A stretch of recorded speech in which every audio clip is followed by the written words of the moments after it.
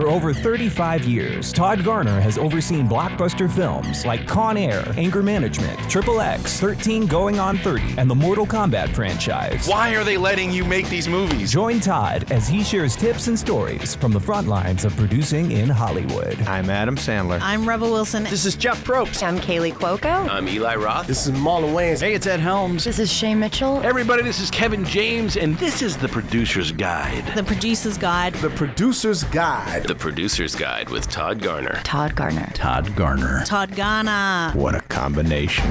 Welcome to another episode of the Producer's Guide podcast. I'm Todd Garner. Today, I have an incredible guest who has made significant impact in the film and television industry over the past 2 decades, both as a producer and as an executive. Michael Ireland, known to many as Mikey, most recently served as the head of the motion picture group at Paramount Pictures, where he began in 2020 as the president of production. During his time at Paramount, Mikey oversaw notable films such as Mission Impossible, Sonic the Hedgehog, Transformers, The Naked Gun, Bob Marley, One Love, Mean Girls, The Musical, and Smile. Before his tenure at Paramount, Mikey spent 8 years as an executive at 20th Century Fox, where he played a key role in projects like Free Guy and Alita Battle Angel. Prior to becoming a studio executive, Mikey was a producer at Leonardo DiCaprio's Appian Way, where he contributed to a diverse range of projects, including The Wolf of Wall Street. Mikey began his career in television at MTV in 2003, overseeing popular shows like Pimp My Ride and Jackass. In today's episode, Mikey and I discuss the evolving role of the studio executive and what he values in a producing partner. Enjoy.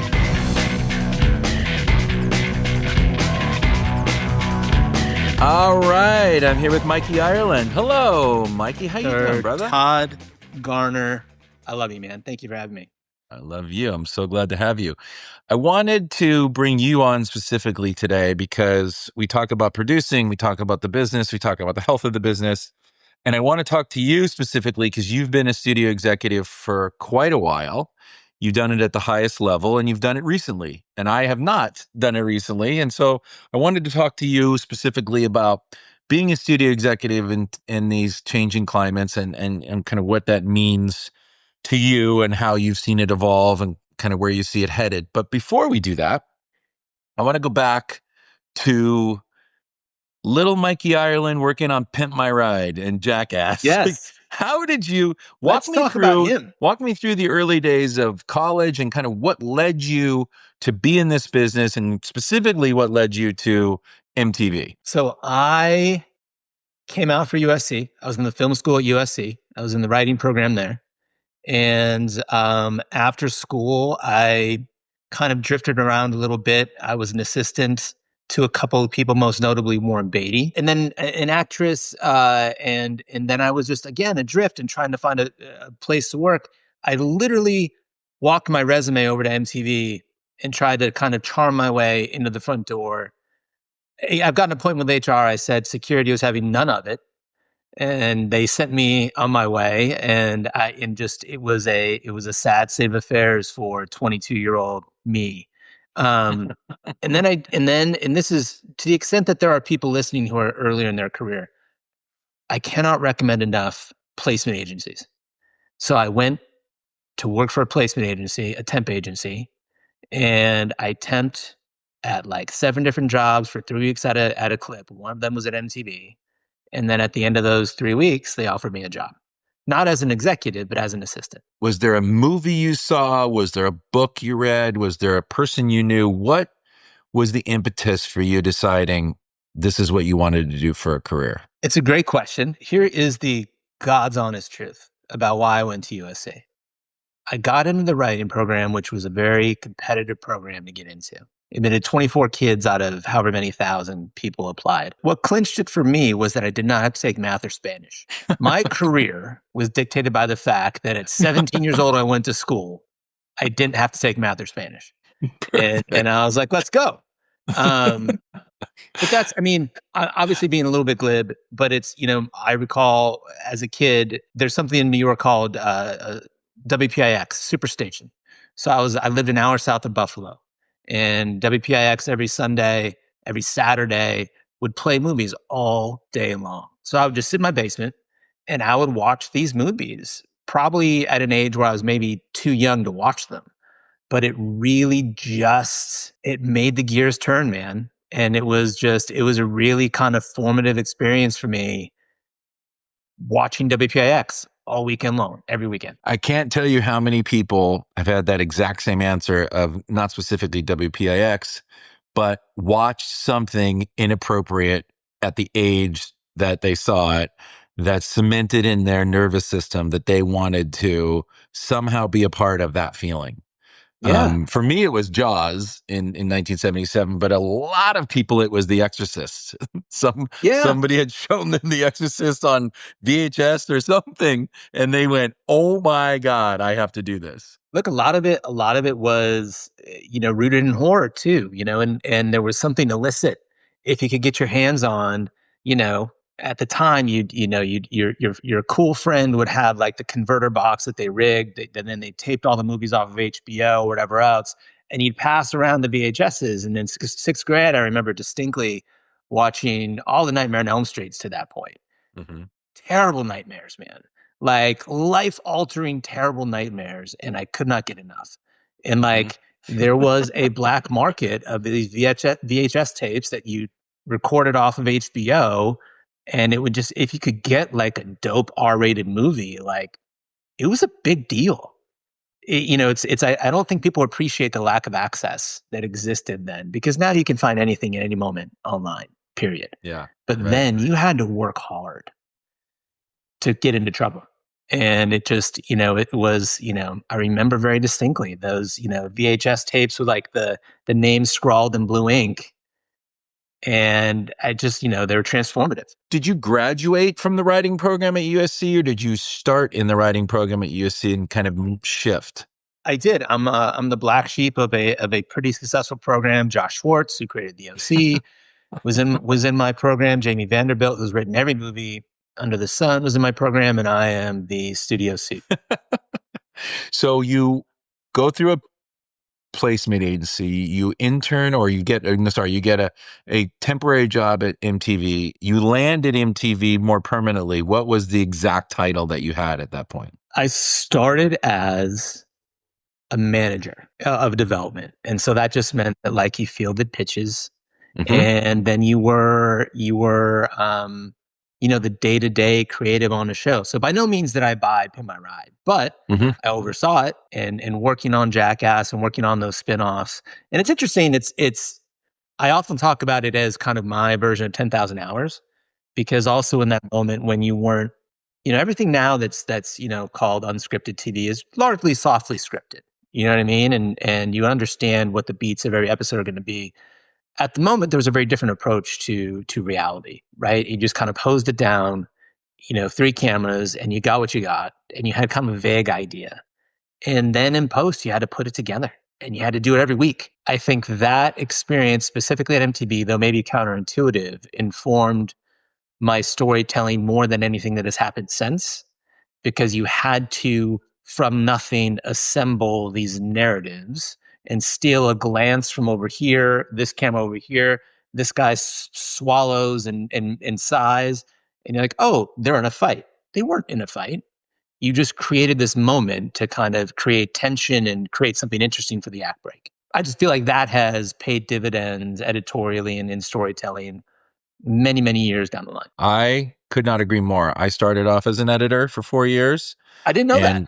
Yeah, could not agree more that it is the thing that I use the most in my career, more than anything, in terms of all the way through the process, editing in my head, and especially on set, and then obviously in post. Were you in-house somewhere, or were you freelance? No, I graduated from college, and during my college experience was working at an industrial firm, media firm that made industrial videos. Back then, all these corporations made training videos and different kinds of videos.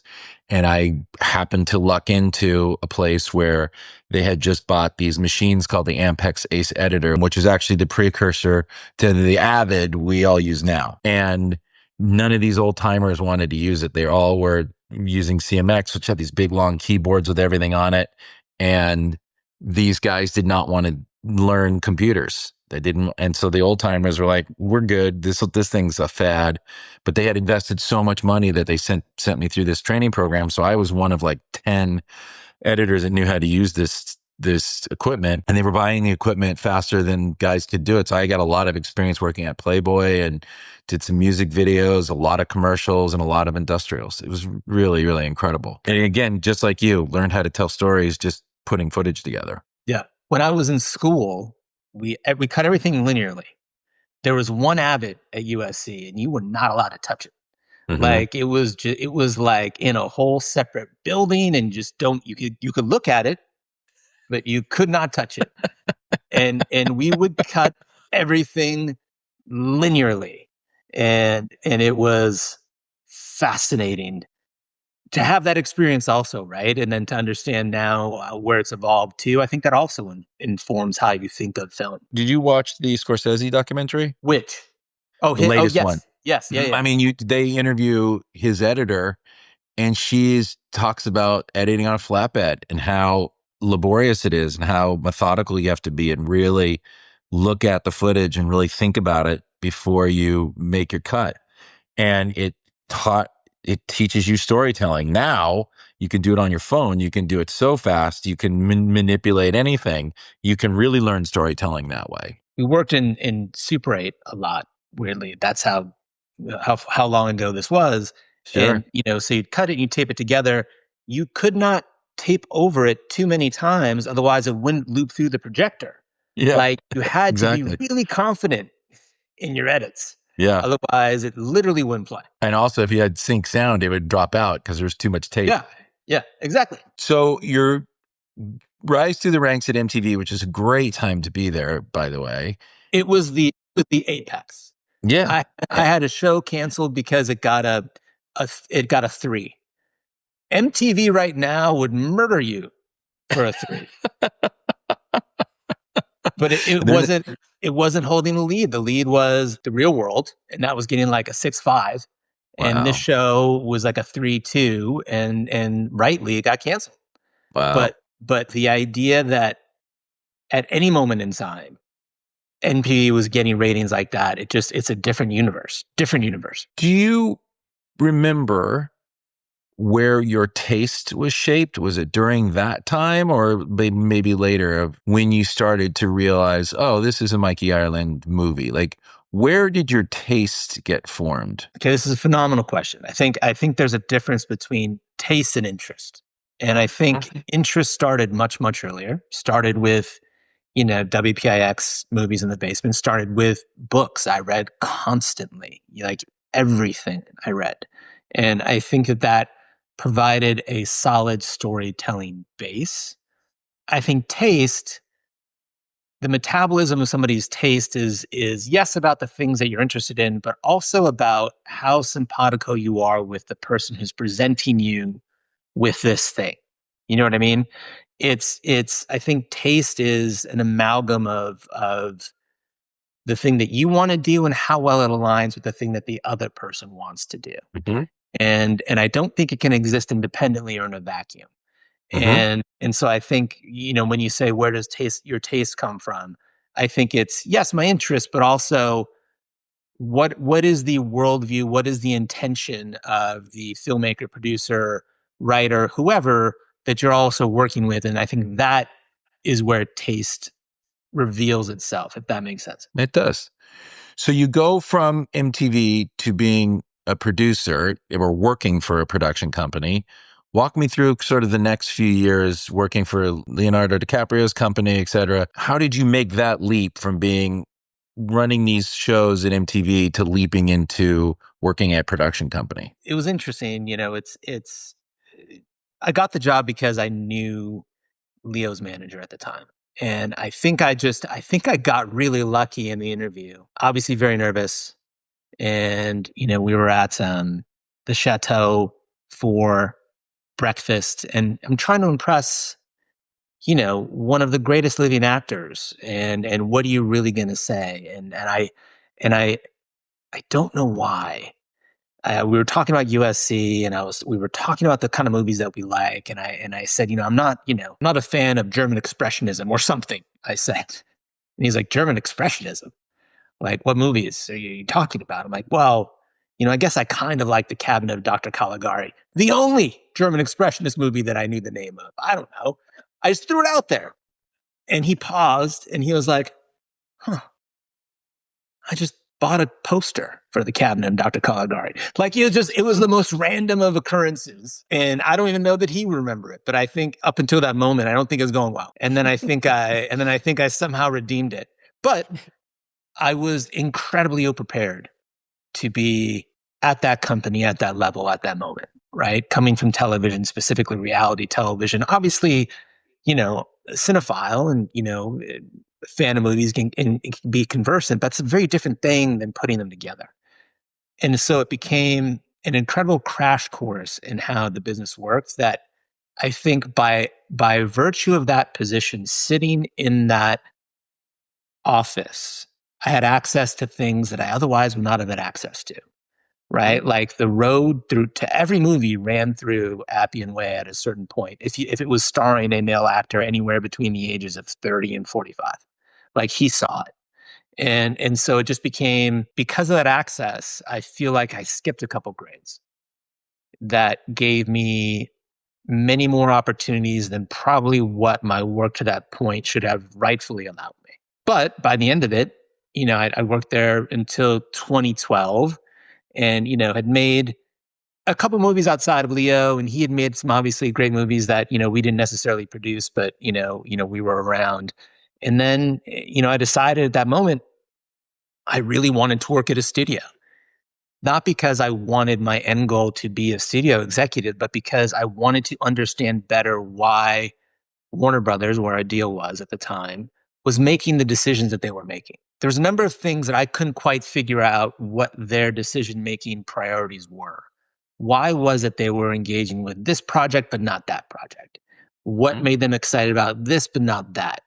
And I truly, to be a better producer, wanted to go work at a studio to understand that conversation within those walls. And I was fortunate enough to get a job in 2012 at Fox working for Emma Watts, and Jim G was the chairman and Tom had just left to go wherever. And it was a great moment. It was a great moment for Fox, in those years through, 2019, the merger, but there was a lot of really strong creative work that was done, and I learned a ton. All right, so let's back up for 1 second before we get into you being a studio executive. When you got the job and through that time at Appian Way, and as you said, every movie that had a male star from 30 to 50 came through your office, what was expected of you in that job? What did they tell you the job was? What did you learn the job was? What was the actual day-to-day responsibilities of Mikey Ireland working at Appian Way? Well, it first and foremost, it was to find and develop movies for Leo. And then secondarily, it was to find and develop movies that aligned with the things that he loves and try and make those real. One of them is over my shoulder here, Akira, which, Leo's a huge anime fan. This was something that was at Warner Brothers, and we were working on that for years. He wasn't going to be in it. It's something where his interests and the interests of the studio overlapped.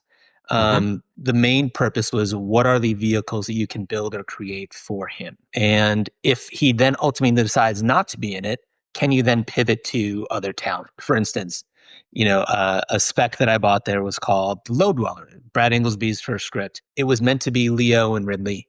And then eventually that turned into Christian Bale, Scott Cooper, and Casey Affleck. It was developed for Leo. And then at a certain moment, he said, you know what? Not going to be in it. And pivoted to these other incredibly talented people and turned into a really good movie. So that was the thesis. Develop them for Leo until they're not Leos. And then if you can pivot into a different configuration, do it. Well, you also saw firsthand the difference between what the studios want someone to do and what they want to do. And that Correct. tension. Correct. Can you describe kind of how that played out? Because I'm sure the studios were consistently looking backward to say, oh, let's give him a romantic movie because of Titanic, or Romeo and Juliet, or let's give him a really serious drama because he's done that. Did you feel like the things that were given to you by the studio mostly was backwards looking and Leo was looking forwards? How did that tension play out at your company? It's a great question. What I would say is I don't think there was a tension that existed, right? Because he was and will always be Leonardo DiCaprio. He can do whatever he wants, and that is always going to be the case. I think the thing that you are pointing towards, which is correct, that there is a desire and a wish for stars, and not, uniquely to that period. I mean, all the time, even now, to go back and do the thing that they've already done. We've done it. I'm guilty of it. You know what I mean? Like, and it's kind of a common refrain. Oh, that worked. Let's run it back. Let's change it slightly and run it back. Were there a lot of things that came from Warner Brothers that kind of spoke to things that he's probably not going to be interested in? Sure. But there wasn't any pressure associated with it, right? It was just a read. No, this isn't a thing. And then you move on. So I don't think it was tension in the sense that there was an expectation. Biggest actor on the planet, he's going to do what he wants to do.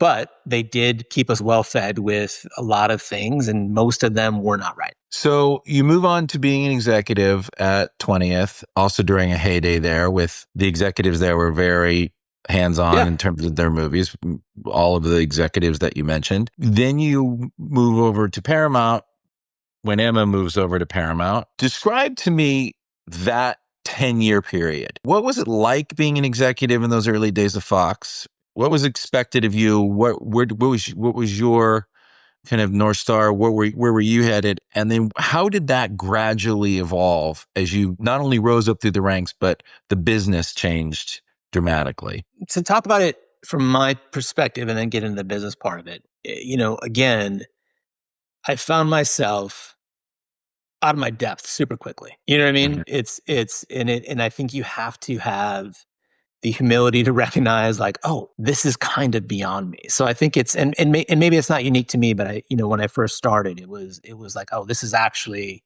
incredibly difficult. Part of that was, the thing that you were talking about, and this is the thing that I have been tried to instill in the people who worked for me over the years is a spirit of entrepreneurship, a spirit of ownership over the projects, and wanting to advocate for things that you believe in. When I started, it wasn't that. When I started, it would be, I'd read a script. I'm like, oh, this is kind of good. Maybe this is good, and other people will like it. That is not a way to get a movie made at all on any planet. And I was very quickly reminded of that in every packaging meeting when I would kind of weekly and meekly, hey, there's a thing that's kind of nice, and like, here's how it could be a movie. Like that is a fast track to failure. Like the only way to get any movie made is to believe in it. And it took me a while to figure out how to make things happen instead of letting things happen to me. One of my biggest failures as an executive was such a learning lesson, which was at Fox, there was a project called Go Like Hell. And it was the story of Ford versus Ferrari. I had Joe Kosinski directing and Brad Pitt and Tom Cruise starring. I did not get the movie made. Like, what a colossal airball. Like, and it didn't get made, not because it wasn't good enough, not because, there were other issues. It was because I wasn't a good enough advocate. There were absolutely, budgetary issues to resolve and creative things to resolve, but I wasn't equipped to resolve them. It's still such a wild miss in my brain. Can you imagine Brad and Tom and Joe Kosinski in that movie? You know what I mean? Like, and the movie became Ford versus Ferrari, and Jim Mangold directed it. It was phenomenal. It's a phenomenal film. And there is zero issue with that movie. And probably I would argue it turned out the right way. That's how it was supposed to be made. But a year, 2 years prior, it was a very different thing. And the boldface names involved made me psychologically want to take a back seat instead of being the one to advocate and push it forward. And so I let a thing happen instead of authoring a thing. And the only way to get a movie made is to author it. Yeah. What was your title when you started at Fox? I think I was just a vice president when I started, yes. So your job was you had projects Correct. You were supposed to bring in projects. You were hired and rewarded for your interests and your tastes. And your expectation was you're going to bring in movies and you're going to develop the movies and package the movies and then get the movies made. By this point, you have your interests that you said from growing up, and now you're forming your tastes. You guys did not have a lot of IP. Not even that IP was even a big thing back then, but you guys didn't have a lot of IP that wasn't being mined. You had X-Men and you had Planet of the Apes and a couple other things, but it wasn't like all your movies were IP. You guys are making original movies. On a day-to-day basis, what was the expectation of you? You already said that you fumbled one because you just took a back seat because you thought that just sheer momentum and talent would be enough, and so you were hanging back. What was the expectation of Emma to you in terms of making something known that you wanted to make it? I'll use a specific example. Free Guy was a movie that came to me as a spec script from Sarah Schechter at Greg Berlanti's company. And I think it arrived in 2016. It was, to my mind, a tremendous spec. And conceptually, I thought it was A+. And, it was one of those rare things where you just felt it in your bones. But Emma didn't agree. And to her great and enduring and eternal credit, she was like, look, I don't think I get it, but you seem to. So, all right, go ahead. And that then became, the movie with Ryan Reynolds. And that was me having learned the lesson that she had taught of you have to advocate. You have to be willing to, go to the parking lot and set somebody's car on fire. Yes. Because you love a thing so much. Yeah. And you and I have talked about that a little bit. Oh, yeah. I've talked about it quite a few times, even on this podcast, of like the need and the want. If you have that job, to stand on the desk and say, we need to make this. And the reason why it's so important for executives, producers have to do it, right? We can only eat what we kill. But the reason why it's so important for executives to do it is, number one, there's only one Mikey Ireland, right? There's only one Mikey Ireland that had watched WPIX, went through MTV, went to Appian Way, and got to 20th. You had a history that no one else had. You have tastes that nobody else have. You have interests that no one else has. And you, at the time, were of the generation that was going to see movies, and you were from MTV, where you saw that a 3 gets you canceled. So you knew zeitgeisty what that generation wanted. And you could read a script like Free Guy and go, this appeals to me. I understand this as a non playing MPG, NPR, whatever that is. An NPC. An NPC, just tells you how old I am. NPC is and then suddenly he's called to be a hero. That speaks to me.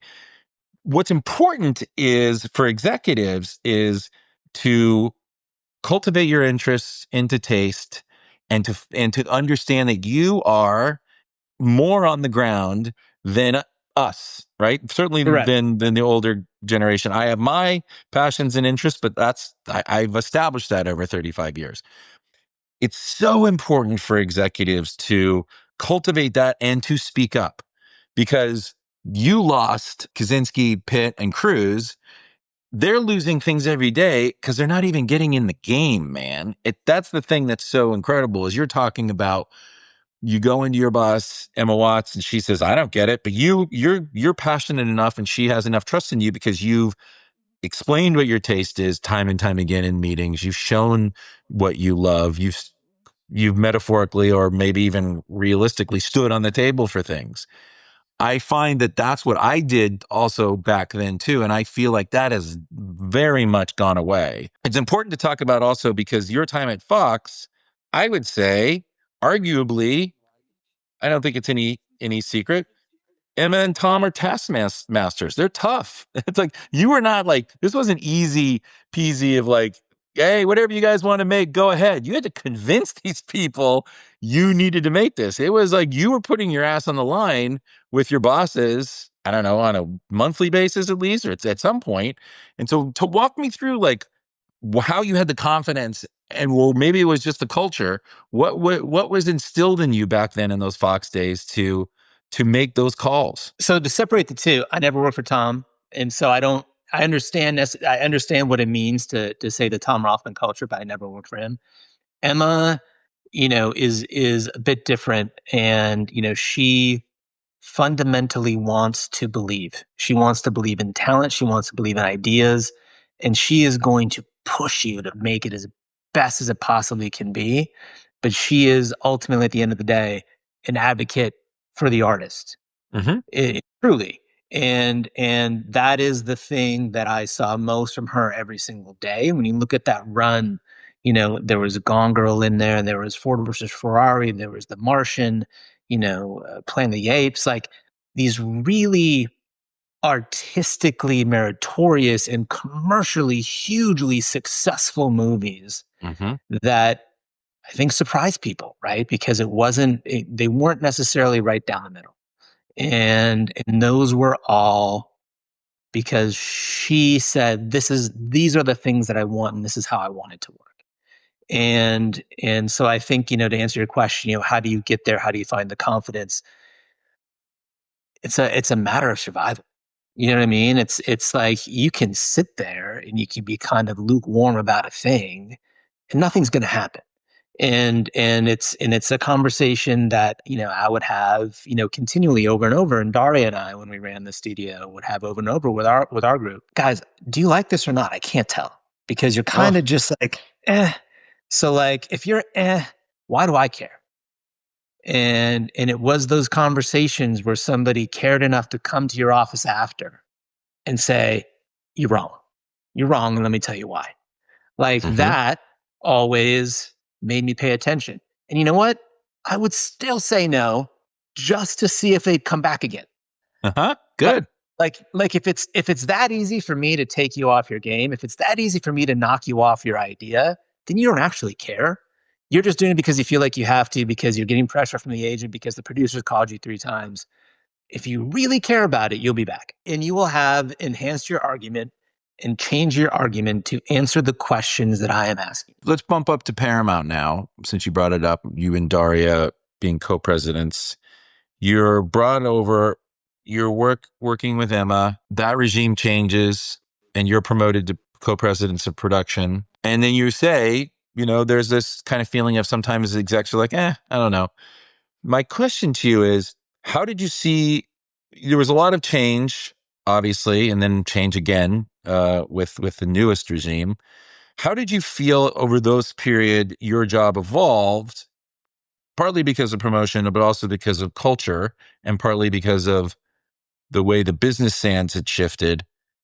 What did you see was the pressure downward? What messaging were you getting during that time? Because that is when most, if not all, studios really just kicked into if it's not IP, it's not worth doing. How are we going to market that? What's the audience? Is it undeniable? Is it theatrical? All the stuff that hadn't really been in the vernacular pre-COVID. Post-COVID, all this new speak came, and to me, it feels like tech speak. And was there any pressure down of like, these are the only kind of movies we're making, and we're only making 10, or we're only making 15? No. So to back up the train, when Daria and I came over in November 2020, and she came over in January, and it was still COVID, right? Nobody was at the office, and COVID was still in the universe, and it's this really fascinating moment in time. We had COVID insurance through May or something. And so we had the ability, or rather the obligation, to greenlight 8 movies, in the course of a month, or we'll lose that COVID insurance, because it had, it's an umbrella policy that had a pandemic clause. And so like, if we wanted to, make movies knowing that we had something, to kind of backstop us in the event of disaster, we got to pick which 8 or 9 movies we want to make right now. So like within, 2 months of being at the studio, we pointed at, 8 movies and made them. And it was a phenomenal entry point into a system, right? And understanding the system and how the pieces move and how the things work. But it also kind of, those choices informed the notion that would be then a thing that Daria and I talked about often. You're always going to make Transformers, just period. You're always going to make Mission Impossible, period. what are the things that are only going to exist because you were there? Mm-hmm. You know what I mean? It's Yep. Of course, everybody's got to make their franchises. Of course, it's your Ninja Turtles and Star Trek. You're going to put a lot of energy into those things. What are the things that you care about that were you not there, they wouldn't get as much oxygen? And that was something that we tried to spend a lot of time talking about and focusing on, because the other things are going to happen. But what else is it? And by the way, that can also exist within the context of a franchise. You know what I mean? I think Quiet Place Day One is an example of that. That's actually like a really quiet, emotional version of that movie that made a ton of money, but it's unconventional. Would that get made in that way if it were somebody else? Maybe, maybe not. But it just speaks to what are the things that, and this goes for producers and it goes for executives, were it not for you, would this thing need to exist? If the answer is were it not for me, then no, then that's how you know you're onto something. Do you feel like the culture today allows that? And do you feel like the execs think that way? Because from my perspective, and a lot of my peers' perspective, is there's so much fear. I don't mean to cut you off. There's a ton of fear, 100%. And I'm only speaking from my own perspective in the sense that, and you and I have talked about this, and this is from the perspective of somebody else who's also had the chair. Those chairs are rented. Your days are numbered. Your obituary is already written. And one day you're not going to have that job. I chose very early to not care about when that day comes. And just like, what are the things you can do between now and then that are fun?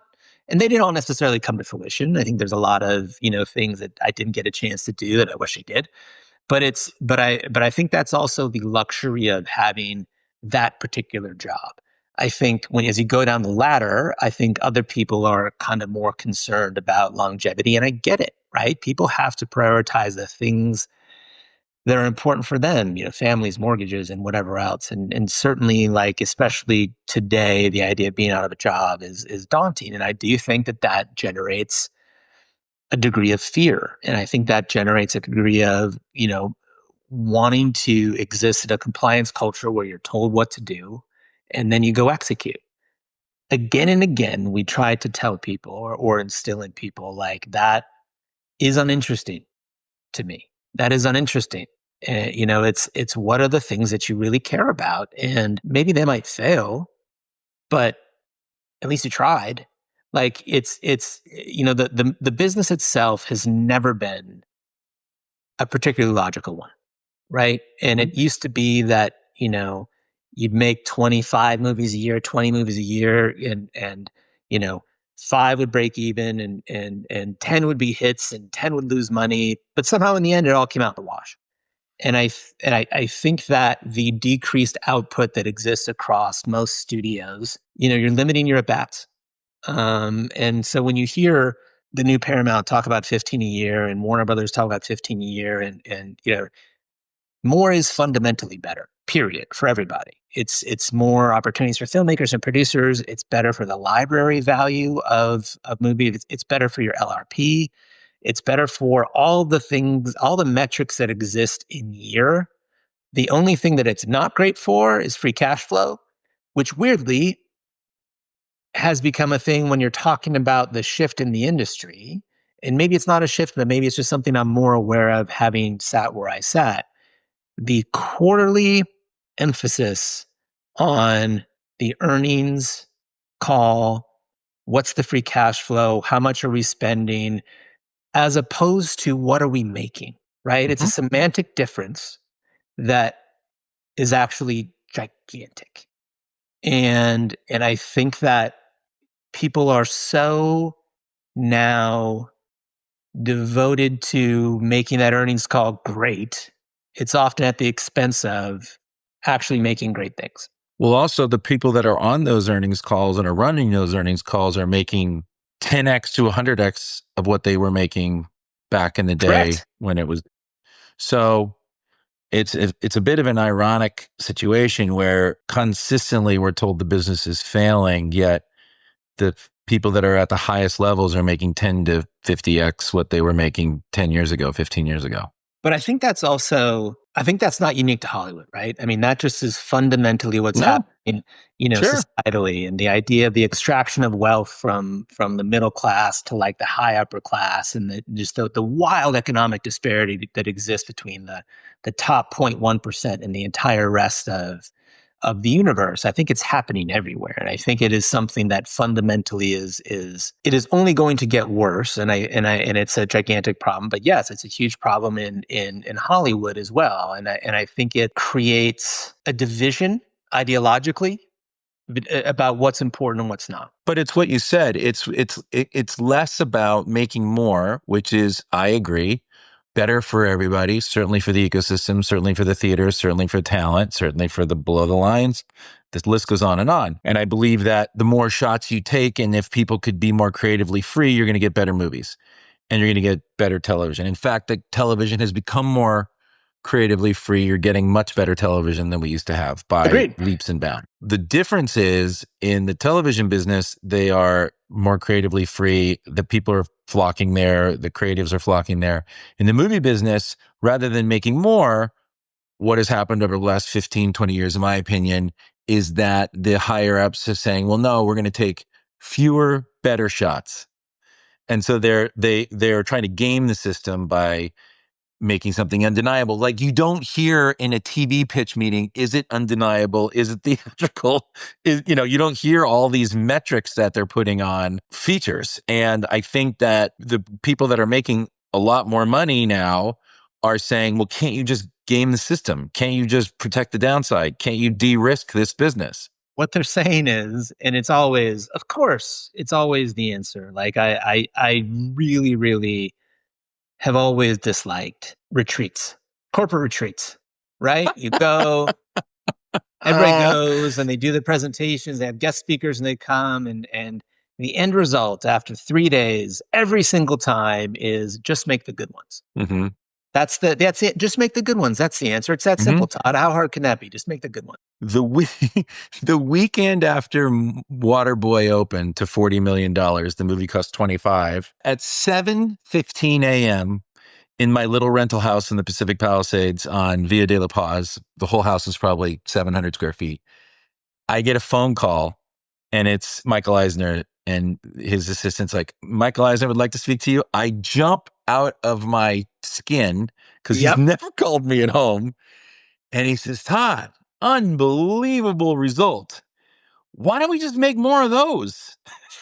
And I was like, oh, wait. Oh, you want me to make movies that gross 200 that cost 25? Sorry, I thought I didn't realize that was the game. I thought I'd make movies for 200 that gross 25. Oh, sorry, let me fix it. Yeah. Now you mention it, let me just do that every time. It's like, that is true. They just say, why don't you do that every time? Michael Eisner was right. I don't know why you didn't pay more attention. Like, just do it again. But I think that there is more limited output, but the thing that you and I are talking about is in the theatrical space. I think if you looked at movie making in its totality, I think if you add, the Apples and the Netflix and the Amazons in the world, I think probably the total tonnage of movies that are being made is relatively close to what it has been over the course of time. You and I are referring specifically to the theatrical business because there is something that is, and I say this respectfully to all my friends there, that feels ephemeral about movies that are on streaming, right? You don't often know when they come out or how they did, and there's no real kind of, the exquisite pain of Monday morning after a movie opens, whether good or bad. Right. Like, that doesn't exist. There is a sport, a political sport to talking about theatrical box office in a way that doesn't exist with streaming. So I think we are paying attention to it in a lot of ways, the theatrical conversation. But I think if you step back in its totality, there's relatively still the same number of movies being made. Maybe a bit less. Oh, for sure. But I do think that they're all that it's still happening, at a certain point. But I think you're exactly right, because it is kind of public sport. It's people don't want to be embarrassed on that Monday morning. So what is the thing that we can make that is going to guarantee our success? Hysterically, though, it doesn't matter. So Barbie loved phenomenal movie, biggest movie in the history of Warner Brothers. The weekend after it comes out, the stock price goes down. Like that doesn't make any sense. And it just goes to show how, despite our devotion to Wall Street and the investor class, they do not love us back. They judge the movie industry on a tech basis, and that is not the industry that we're in. And I think that is going to, continue. And I think one of the biggest things that has changed, I think, is just the influx of private equity, tech, and the investor class into the Hollywood system in the way that it has changed the expectations and the demands. There is no version of Hollywood where this business makes sense.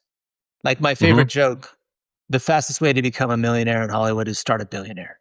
Like just truthfully. And if you were to tell me, hey, or if I were to tell you, hey, give me $100 million.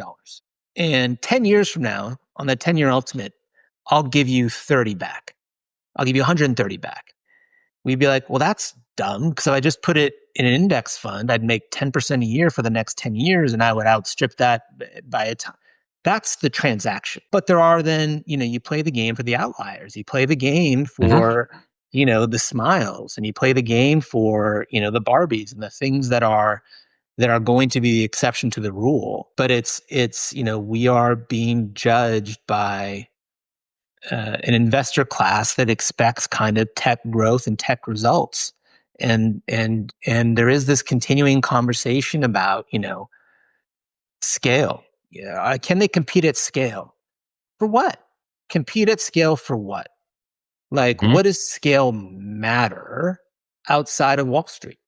Are you making good movies or bad movies? Yeah, these are conversations that you and I are having, and these are conversations that they're having in the C-suite, but these aren't conversations that I was having growing up in the business. I didn't really start having these conversations until I became president of production of Disney. Yes. So there was a whole 15, 13-year period where I didn't think like that. What I thought about is, do I like this? Would this make a cool movie? Will people go see this movie? Will I be proud of this in terms of its success or its failure, right? It was emotional and personal to me.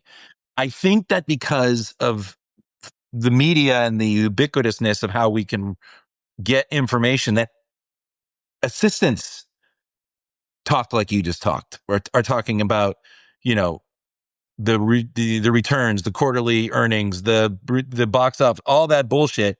That sort of started. I mean, like Variety reported box office, but it wasn't this gleeful, weird, like stock market kind of ups and downs that it is now. And I think that these poor younger executives, and I mean younger, unless you are president of production, I consider you a quote unquote younger executive, because your job up until that point is to be passionate about your own projects and push those motherfuckers through, regardless of whether or not your boss says, I don't really get it.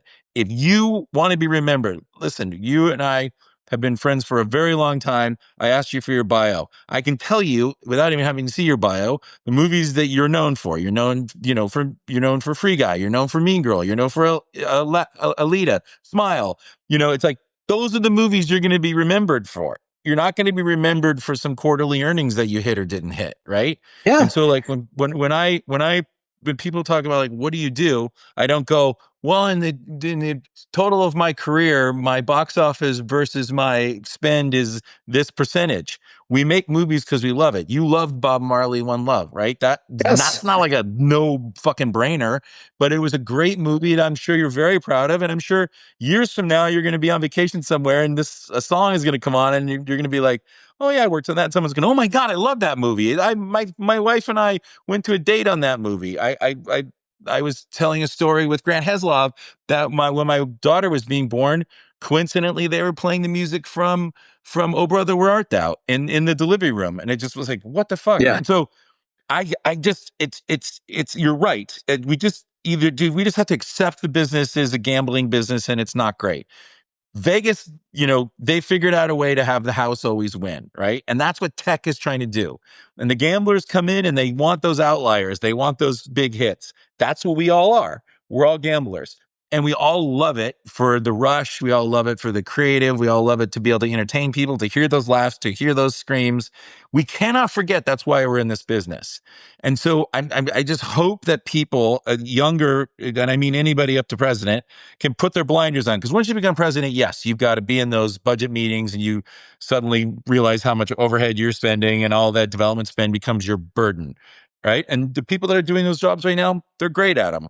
But you can do nothing wrong and still get fired. Right. And the only thing you have when you're given your little box of mementos is what movies you fought for. You know what's worse than doing nothing wrong and still getting fired?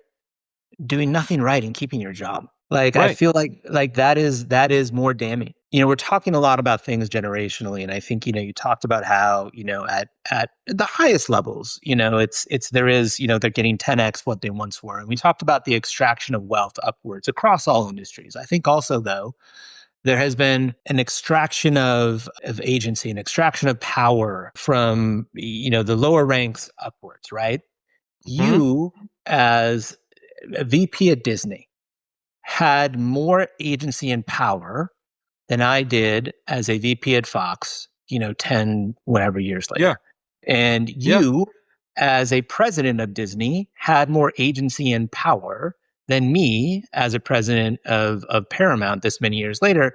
A lot of the things that you would do as a president, you would point to, yes, now live at the chairman level, right? Or at a committee level, right? And, you know, so the people who are on their way up, the VPs and the whatever else, they have even less ability to kind of get things done because, again, the power has shifted upwards to a degree that is problematic. A thing that I had to learn that I really believe is that doing their job, meaning my staff's job, is not doing my job.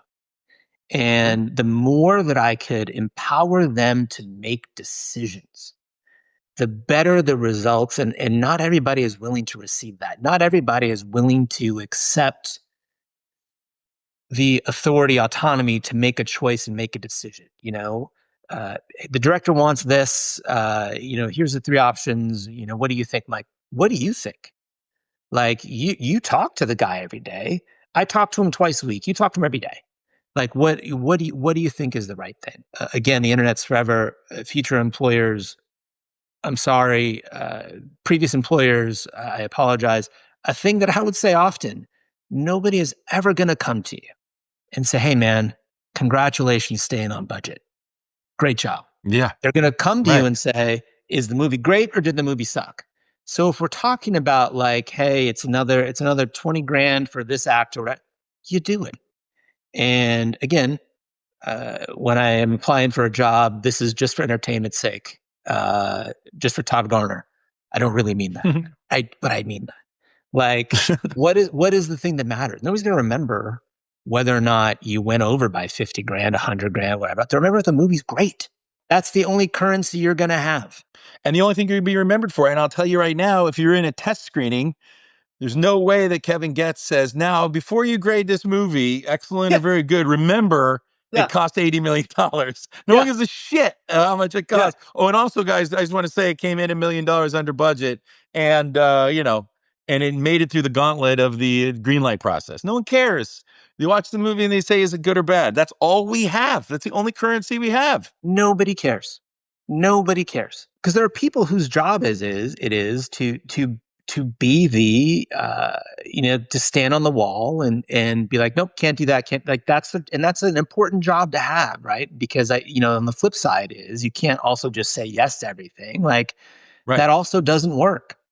And so you have to figure out a way to strike a balance. And I've always thought that the best creative outcomes come from friction, you know, from, you know, I believe this thing, you believe that thing, you know, we can afford this, we can't afford that. And then you're forced to make creative solution or a couple creative solutions and make, you know, creative compromises that ultimately in most cases, and I'm not truly in most cases are better than the thing you wanted in the first place because you pushed yourself. Is there a better choice? Is there a better solution? And you oftentimes the answer is yes. but that also comes from being empowered. And again, we're talking a lot about studio executives, but that's the job Bitters had. Studio executives being empowered to be that person, as opposed to the person who, hold on, let me call my boss real fast and see what they think. I'm going to tell you what I look for in a great studio executive, and then you tell me what you look for in a great producer. Fair? Sure. I want in a studio executive, I want to know what their taste is. I want to know what they like. I want it to be somewhat specific. You know, yes, you can like every genre, but I really love comedies, or I really love action, or I really love drama, or female drama. Just some specifics, so we can know, okay, you're really gonna, you're on its face, you're gonna like this. I'm not gonna be giving you a horror movie if you don't like horror, because that's never gonna work. It's not gonna help me. So I just want somebody with a point of view, who I know their interests, I know their taste, I can give them the material. Then I want honest feedback of what they thought about the material. And I want them to be forward thinking. Is there a path you can see to making this into Free Guy? Is there a path that you can see doing it? It's not perfect yet. Nothing is. In fact, we keep rewriting movies until the day they're released. We keep working on them. And I mean, rewrite them through editing, etc. I just want to, can you see a path? And if you can see a path with me, great. If you can't, completely understand. Tell me some feedback of why you don't see there's a path for you, and none of this bullshit of data. It's not, it doesn't feel, is it streaming? Is it no, did you like it or did you not like it? And can you see a path forward to you getting it made? Then I want that person to be passionate about it, lock arms with me. Let's decide what the movie is. Let's work hard together to get the best movie we possibly can together, working arm in arm, because you also are inside the studio system listening to, hey, by the way, we just heard that, so-and-so actor's movie is really good, because I don't hear that much data being on the outside of the walls. Let's try to get this. We just read an unbelievable script nobody knows about that. If that person could do a rewrite, that's how I got Con Air made. I found Scott Rosenberg when he wrote Things to Do in Denver When You're Dead. Nobody knew who he was. He wrote that movie for I had a $150,000 blind script. That's what Scott got paid on Con Air. Sorry, Scott. And nobody knew who he was. So I want that data from you. Let's lock arms. Then I want you to help me figure out what's the best version of that movie inside of your system that we can get made. What's the best actor? What's the best director? Because you have, but also what's going to make the best movie. Then I want you to fight like hell to get it made. That's what I want in a studio executive. Now you tell me what you look for in a great producer. Look, it's not much different, right? And meaning the thing that I look for in a producer, in an executive, in a director, is first and foremost a point of view. What do you believe in, right? Exactly. Secondly, I look for courage. Are you going to push that? Are you going to be willing to have the hard conversation, producer? Right? I see this often now, and some people are better than others. There's a lot of hard conversations you have to have in a movie. Whether it's with your A-list star or your director, I'll have them. Some conversations I have to have as the head of the studio. Some of those things, I am the only person equipped to do that. But there's a whole host of other conversations that you need to be willing to have. Can you have the hard conversation without turning away? And not everybody's equipped to do that, right? So do you have the courage to do that? I also, if I'm being honest, especially with directors, but also with producers and writers, I want a little bit of arrogance. I want a little bit of, I'm right. Because it's like, all right, maybe you're right, but let's talk about it. Tell me why I'm wrong. The thing that I hate the most is, whatever you say, boss. That does nothing for me. And I think fear. That's fear. That's motivated by fear mostly. Yeah. And I think that, nobody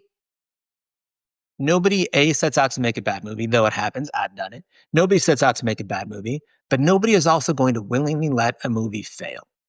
Right? Mm-hmm. So if there is a bad decision made along the way that doesn't quite work, there's always a chance to correct it. Up until the minute you struck the final print, you can correct a thing, right? It just becomes a function of money and time.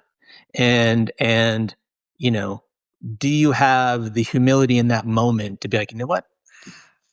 I messed that one up. I blew that, we got to fix it. And then what's the solution? So so I guess it's the POV, it's the courage, and it's the arrogance, but tempered then by the humility. Like, can you do all of those things? And that to me is incredibly important. But also too, it's, and this, I don't mean this to be exclusionary. It just is a useful thing. Relationships, can you make the call to pick your agent to say the thing that needs to be said? Not everybody can. And I think there's a lot of younger producers who have great ideas and are great creatively that maybe don't have that yet. And some that do, but I think it's the more self-sufficient you can be, the better I think the movie ultimately becomes. If you're consistently, I understand the urge to continue to check in and to continue to vet, like, is this okay? Is this okay? Is this okay? Like, I get that. But I also don't think that that is the most creatively constructive way to go about it. And I don't know if necessarily everybody would say that. I know that this is also a podcast geared towards producers. And so for them, I would say it's, while being respectful, don't be afraid to challenge the executive on the movie. Like, if you don't agree with the decision, ask them why. Yeah, I mean, this is a podcast for everybody in the business and trying to make the business more healthy and looking for the future. So I would say everything you just said applies to all of us. We're all in this together. Have the courage, faith over fear. That's how we started this podcast with Billy Ray and I talking about this. Faith over fear, that you have been hired for your intelligence and your taste. You're in the 1% of the 1% of the 1%, especially if you're sitting as a studio executive or as an agent or as a manager or as a director or writer or producer. We have gone through the gauntlet and made it to this point. We only have our taste and our intelligence and our passion and our faith, ultimately. And so we're all in this together. And so we all want the same thing. That's why I said to you, when you said, oh, I kind of want the same thing, you do. We all want the same things in each other. I want the same thing in a director. I want the same thing in an agent. To just have faith and lock arms with me and know that we're doing this and it's hard and we're doing it together and we're all moving in the same direction, because that's the way we get through this. We're not going to get through this by listening to the people that are telling us all of the data, all of the quarterly earnings, all of the reasons why movies are failing, all of the bullshit. We're only going to get through this by being creative and doing exactly what you said, being creative, having passion, having the faith, the courage, and the arrogance to think this can be a hit, period. My opinion. I agree. And I think that, you have to be attuned. People are going to, in an organization, have different priorities, right? And they're gonna have their certain parts of the kingdom that they have to tend to, and they're going to bring into those conversations whatever priorities they bring into those conversations, and you have to be willing to listen. But I think more importantly, you have to be able to artfully navigate those conversations. And I think that everybody's got a boss. Period. Everybody has a boss, and you, in any situation, I think, in my opinion, and again, future employers, I'm kidding. It's an improvisational exercise. It's a yes and. It's not, no, I don't know, I don't think. It's a yes and. You know what I mean? If it's Todd, if you say to me like, hey, I think the sky should be blue. Yes, and it wouldn't be great if that blue had a bit more green in it. And eventually you arrive at the right thing, as opposed to just saying, no, but what I think, you have to make people feel heard. You have to make them feel valuable. And by the way, they probably are valuable. Like, you can't dismiss somebody else's expertise just because you don't agree with it. You have to figure out a way to listen and synthesize it into the thing that you're doing without abandoning the thing that you're doing. So in my head, it's always a yes and exercise. And I think that arrives you in a good place where everybody feels heard when you're talking about a movie. You're talking about, it sounds gross, an investment vehicle that hundreds of people are putting their time into. Hundreds. if not thousands around the world, meaning, distribution, marketing, whatever. There are so many stakeholders in a movie that you have to be willing to at least hear what they have to say and take it in and then process it through whatever kind of, synthesizer you have to then come out on the other side with an outcome that makes everybody feel like they have been heard to some degree. That doesn't mean you have to do exactly what they say, but honor the effort that they are putting in and then figure out a way to move forward. And I think that, again, we're talking about a studio executive's job. Your job is to manage all of those departments. Your job is to make sure that consumer products feels like they have got, heard you, that is going to be a little bit lighter pink than what it was before. And, making sure that, international has got, the Latino pop star in, number 10 on the call sheet because, it's not a role you care a ton about, but for them, that's super valuable to have that piece for that market. You've got to navigate all those things. In the end, you're going to end up with, if everybody can believe in a thing, that's when it breaks through. Mm-hmm. When there is skepticism, when there is from day one, I didn't like this. I felt bullied into it. This isn't the whatever that I wanted. Like, that's when it kind of falls down. Like, it's studios are gigantic global entertainment conglomerates. And you have to steer the cruise ship in the same direction. And if people are going off in different directions, it's failure. So thank you, Mikey, for doing this. I really, really appreciate it. I just have two more questions for you. Yes. The first one is, why do you think that you and Daria got promoted to president and co-president of production? Just super charming. Well, that goes without saying. So we came in as presidents, Daria and I did, under Emma, who was reporting to Jim. And I think that that Emma looked to us because she knew that we, were A, motivated and ambitious, and B, were able to deliver her the things that she needed to succeed and do so in a way that was selfless. Meaning, I don't think either one of us is particularly a corporate climber, and it just is about, can we make good things? I think that's the reason why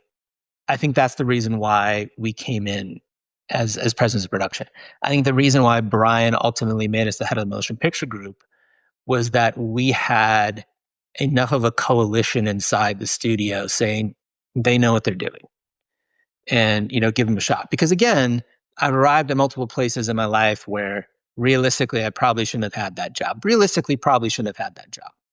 But I had done enough well and shown enough people that I was capable of it, that there was a coalition and enough people saying, yeah, no, they can do that job. And that he gave us a shot. And it, tremendous learning curve, tremendous access. And it's something that I'm forever thankful for. And it is kind of a look behind the curtain that sometimes I wish I didn't have. Because it becomes a thing that is different than the pure of heart, let's make a great thing, when you know all the different calculus and geometry that goes into how the machine works. But it's not a thing that I would trade for anything. But that's why I was saying it's important that the younger people, anybody below that level, stays pure. Because once you do peek behind the curtain and you see all the machinations and all the different ways it can go wrong, and the way that the overhead drags you down, et cetera, et cetera, et cetera, it just clouds everything. It clouds you from the purity of having your own tastes and interests and fighting for those. And then the last thing, I always ask people best memory on set, but I'm going to modify it a little bit for you. Best memory as head of the motion picture group. Ooh, man, that's a great question. There's a lot of moments that are kind of pinch me moments, right? Where you are retrospectively looking back at the young person, in your basement watching WPIX. You're like, how did I get here? Right? And when you're standing on the Spanish Steps in Rome for the Mission Impossible premiere, and, Tom Cruise is here and the cast is here, and you're just like, how did I do this? When you're meeting King Charles. You're like, how did this, like, those are all pinch me moments that are kind of about station and not emotion. The most impactful moment for me of the past 6 years. Bob Marley, One Love is a movie that I'll be forever proud of. And I think that, Ziggy, who was a producer on the movie, said time and again, it really captured who his father was in a way that he was really proud of. And that meant a lot. But what meant the most, and when I talk about it, sometimes it's hard not to get choked up. We went to Kingston for the premiere, and Bob's family was there, including Rita, who at this point in her life is non-vocal and she's in a wheelchair. And at a certain moment in the movie, Bob reveals to Rita his cancer diagnosis. And I heard a wail from the back of the theater. And it was Rita reliving this moment because of how honest it was on screen. And that singular moment means more to me than anything else in the past 6 years because it means we did it right. Yeah. Yeah. And nothing to do with how much money it made, nothing to do with the quarterly earnings, man. Just about pure, unadulterated emotion, brother. Well, I love you, man. Thank you for doing this. I appreciate you so much. And you are a great executive. You're everything I would look for in a great executive. So thank you, brother. Well, I appreciate it, man. Need a job? Let me know if you got one. I'll talk to you. Thanks for tuning in for this episode of The Producer's Guide. If you're a fan of this podcast, make sure to rate, review, subscribe, and share with your friends and family. And if you got any questions about producing, send me a DM on X at Todd_Garner. I want to thank my producer, Steve Delamater. And until next week, I'm Todd Garner. See you then.